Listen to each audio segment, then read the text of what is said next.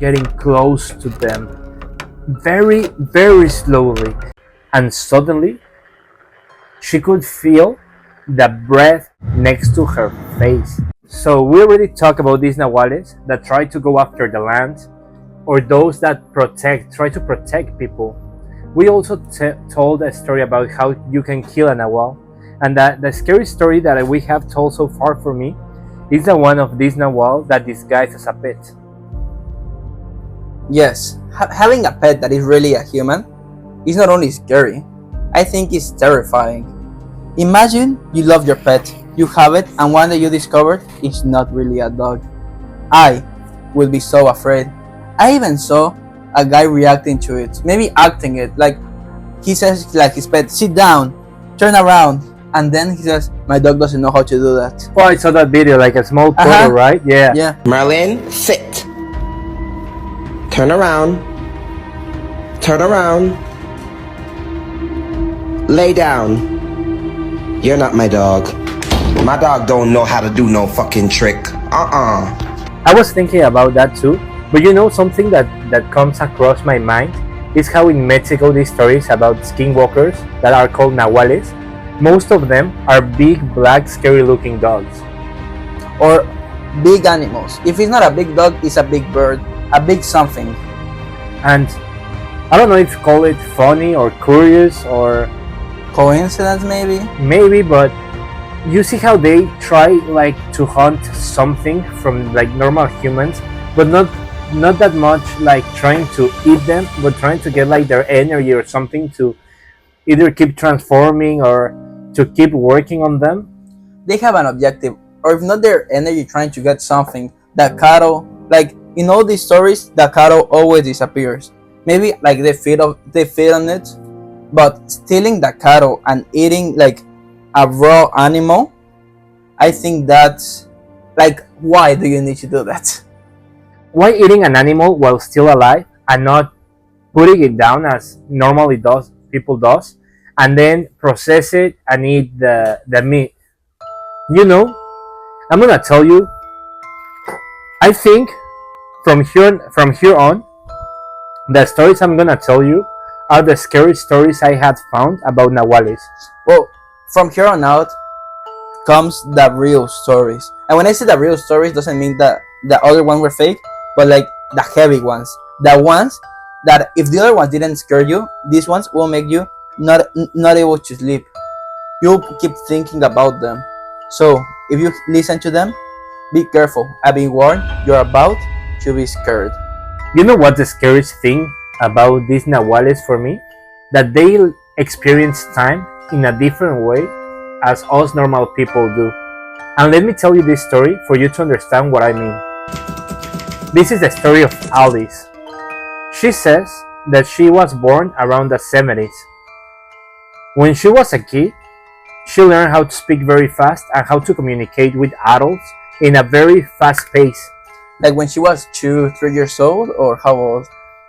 She says that her family used to tell her when she was 6 years old that talking with her was like speaking to a woman in a little body, for how good her vocabulary was, how good she used her grammar, and how she was able to express the ideas and the feelings that she was having. So it turns out she lived in a very close family.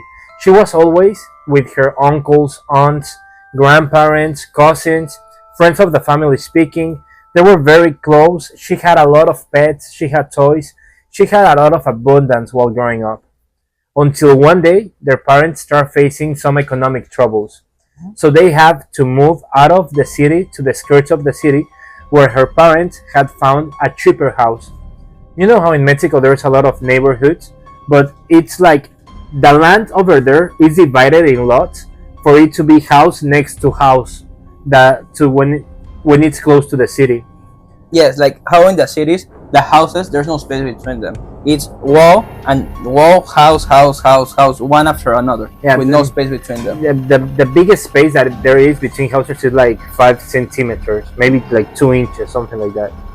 So, turns out to the house they moved, it was the house with an empty lot next to it. So like they hadn't built a house there yet. It was just the land. Yeah, it was like a A house, house, an a empty land, lot, and a house. and a house. Okay. So they moved to this house next to the empty lot, and she says that it was with a lot of weeds and a very big tree in the middle. When they were gonna move, that they were doing the final details on the move, her family being very united, her uncles, her grandparents, threw a party where they invited the neighbors for them to know it, for Alice to have friends on the neighborhood, and they for to feel welcome on this. So they threw a housewarming party, like for the neighbors, the new neighbors to get to know them, and they can get to know the new neighbors on their new house. Exactly. So in this party, Alice says that she was playing with her cousins and the kids. The adults were inside the house, and the kids were playing outside. And they being kids, they didn't understood like it was an empty slot. Alice thought it was a very big garden that this house had. So they were playing in the empty lot. They were And that's playing. very common. When I used to go to friend houses in Mexico, I used to play in other people's houses. I remember there was this house, this is a little bit off topic, that had this aquarium with koi fishes, and we used to go and see them, and because it was outside. It's not like they were in the empty lot, but they were playing very close to it, or like in the skirts of it, not inside of it, but very close to it. And she says that suddenly she felt a cold wind hit her, like a gust of wind that brought up the dirt.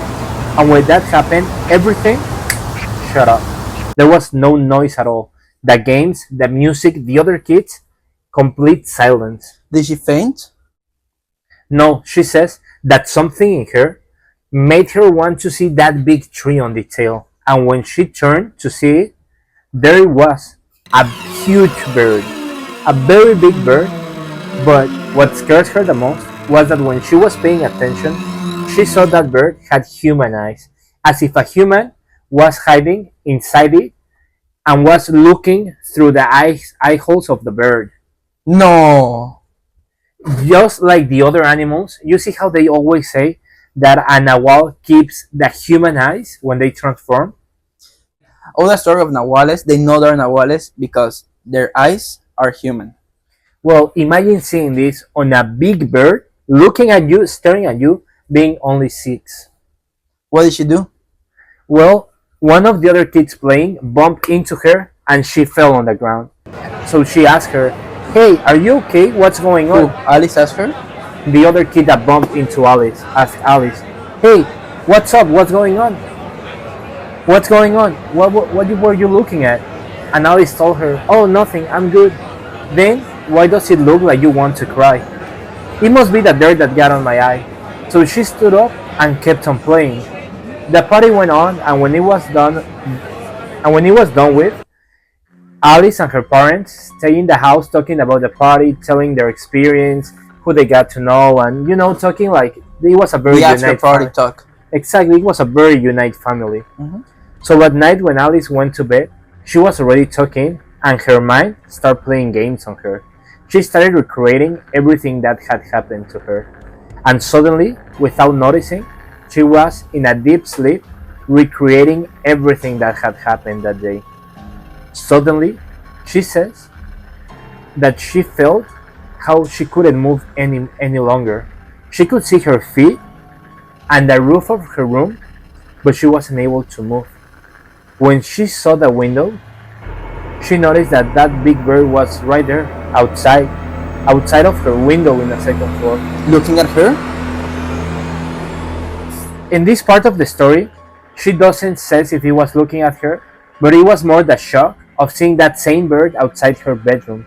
Something that it was very weird of this bird was that one of the wings was a hand, and with that hand, it opened the window. It got inside, and she could hear the claws scratching the wooden floor when it got close to her. She was terrified. She couldn't move. She didn't understand what was going on. And suddenly, she could feel the breath of the bird next to her face. With its beak, it got very close to her face. This bird made a very high-pitched noise, and with that, Alice understood.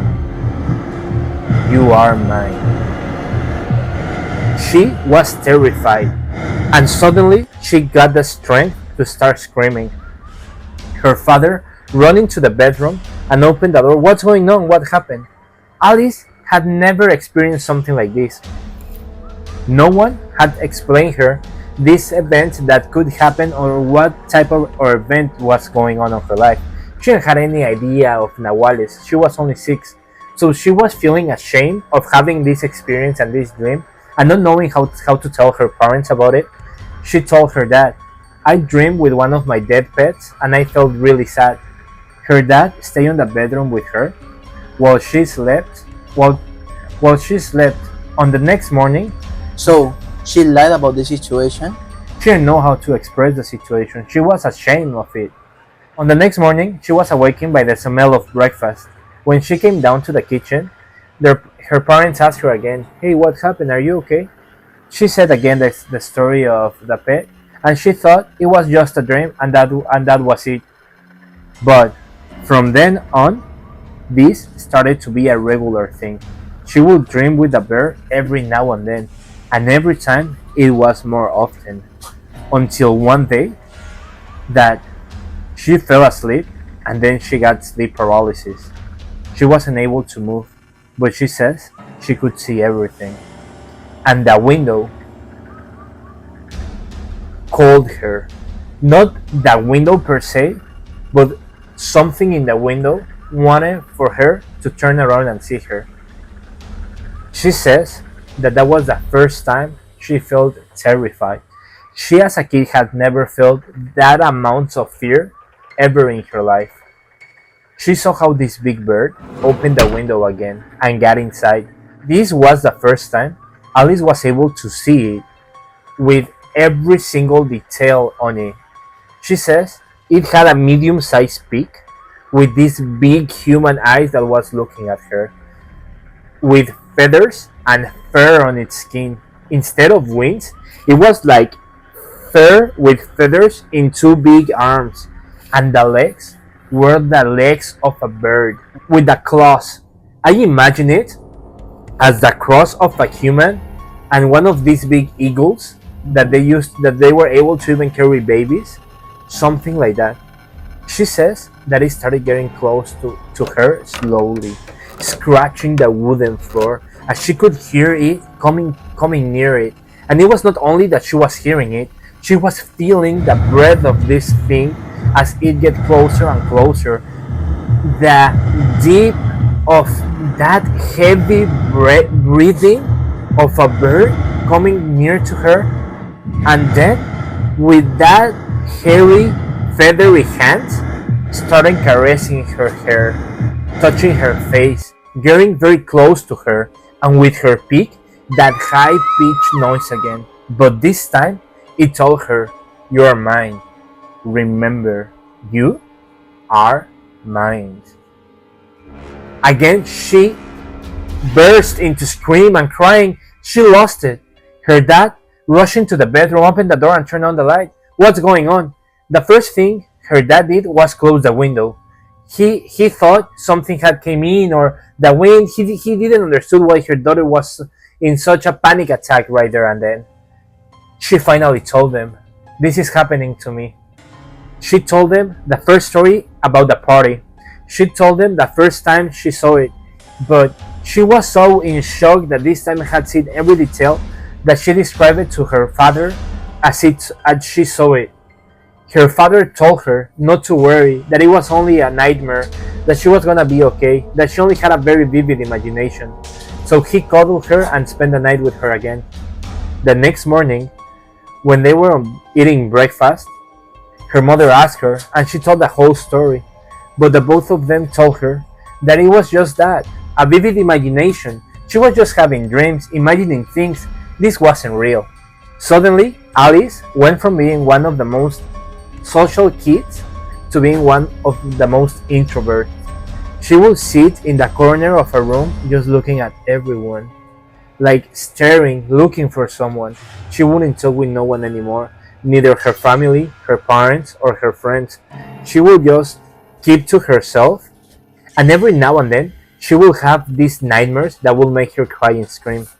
After a while, Her dad took her to one of these church that they make like liberations in Mexico that they're not exorcisms, but they like keep you away from bad spirits and protect you. She says the priest put some holy oil on his hands and put it on her forehead and start saying some praise. After that, she never saw that big bird again. So that was it? One would think that, but 24 years went by, and she was very happy. She was even married. She had a kid. She had a little baby. Her daughter was only 6 months old, and she, her daughter, and her husband would share one bed sleeping together. Suddenly, had an opportunity at work to change his shift to the night shift and make more money, so he accepted. The first night her husband was away, started happening again. She got sleep paralysis. She thought to herself, this cannot be happening. This cannot be happening again. There's no way I'm this old and this is gonna happen to me. She was convinced that it was all her imagination, that nothing was real, that she was just being a very imaginative kid that had very vivid dreams. But then, that bird was again on the window. It opened it and came inside. She couldn't move.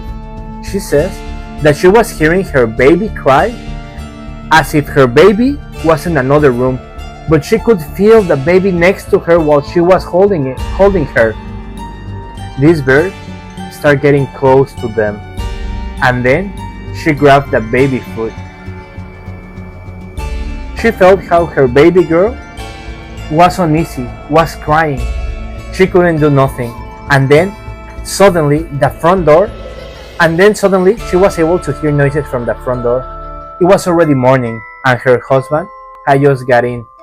He opened the door, he walked up to the bedroom, and when he opens the door, he sees her crying.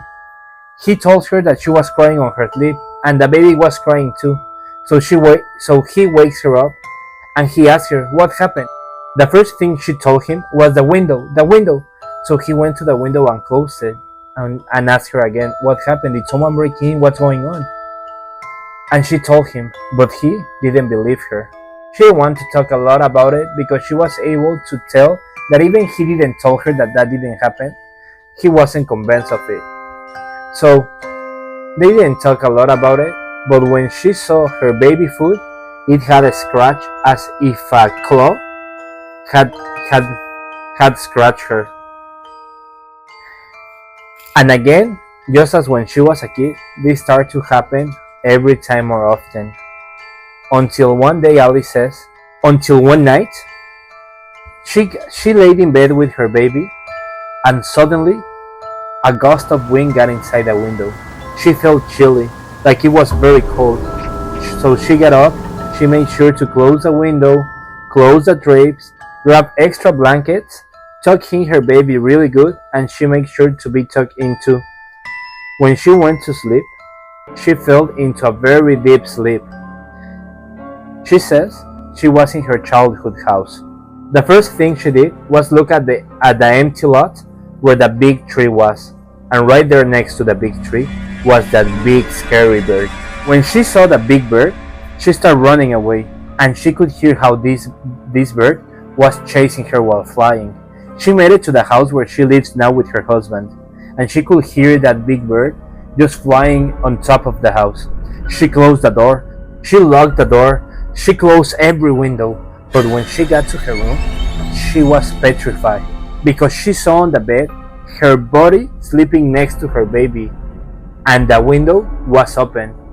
She ran to the window and she tried to close it, but as she brought it down, this hand stopped her, and with superhuman strength, it opened the window again. This big scary bird jumped into the room with her. She was petrified, and for the first time in her life, she was able to see her facial features. She was terrified. She was completely scared. It was this bird with this medium-sized beak, but with the features of a human, with those big human eyes, full of fur and feathers, but it was as if these feathers and fur were like hair, and the face was clear as a human just with a beak. Those So it was a human face? neither. It was a half human, half eagle, with those hands like wings full of feather and full of fur, with those claws, with that tail. It was a very weird thing, and it started getting close to them. Very, very slowly, scratching the floor. She didn't know what to do. She saw her baby girl starting to get uneasy, to cry, to be afraid. She didn't know what to do. This thing started touching the baby and grabbed the foot of the baby. And then it made that high-pitched noise again. But this time it said, "I haven't forget about y'all. Y'all are mine." Suddenly, she felt this urge to jump into her body, and when she did this, she was awake. The noise of her husband getting to the home was again on the door, but this time it wasn't as normal when he only opened the door. He was desperate to get in. He opened the door and ran to the bedroom, and when he tried to open the bedroom door, he says he couldn't because he was stuck with something. So he had to force the door to open it, and when he got there, she was crying, the baby was crying. He didn't understood what was going on. He started asking, "What happened? Are you okay? What's going on? Why are you crying? You didn't just wake up." She told him everything again. But this time, he told her, "I could hear like something was scratching the floor from outside. I hear very weird noises coming from the house. What happened?" And she told him, "It grabbed our baby from the foot." When the both of them checked the baby girl, it had again a scratch on the foot. They really didn't know what to do. They were very scared. So they tried to fight this the best they could. And even though she was scared, she was determined that she was gonna protect her baby. Time went by, and one day, she being a housewife, she went to the groceries with her mother. They were at the supermarket, and you know how sometimes when you go to someone with a supermarket, you go grab the things you need and they go grab the things they need. So she got apart from her mother, grabbing the fruit she was going to buy, grabbing the vegetables she was going to buy, and suddenly she saw this woman get near her mother, and they start talking. Alice says her mother is a very calm person. She doesn't like to fight or to argue with people. But suddenly a conversation burst into this big discussion where these two ladies were going at it. Alice got to them and asked them, "Hey, what's going on?" And when they turned to Alice, she saw the same facial features as that big bird had.